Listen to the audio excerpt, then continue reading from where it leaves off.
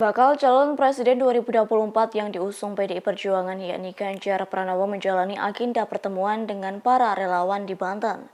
Dalam pertemuan yang digelar pada Sabtu 27 Mei 2023, orang nomor 1 di Jawa Tengah itu meresmikan Sekretariat Bersama atau Sekber relawan Ganjar Pranowo di Pakupatan Kota Serang.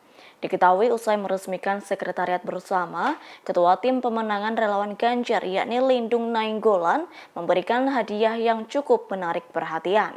Yakni calon Presiden Indonesia diberi cenderamata berupa golok. Lantas raut wajah Ganjar Pranowo ketika menerima golok tersebut tampak kaget. Merespons hal tersebut, Ganjar menyatakan hadiah golok diberikan kepadanya sebagai simbol kekuatan. Seperti diketahui gelaran acara peresmian Sekber kala itu, Ganjar Pranowo turut didampingi Ketua DPP PDI Perjuangan yakni Ahmad Basarah.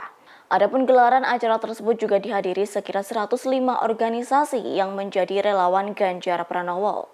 Para relawan yakin dan berkomitmen memberi dukungan serta memenangkan Ganjar Pranowo sebagai Presiden 2024 mendatang. Memberikan ini sebagai alat. Kami adalah alat apa membantu masyarakat biar cita-cita kita tercapai. Kami dari relawan semua yang ada di Banten memberikan ini sebagai cenderamata. Terima kasih. Saya terima ini sebagai cenderamata, sebagai lambang kekuatan, bukan lambang kekerasan. Baik.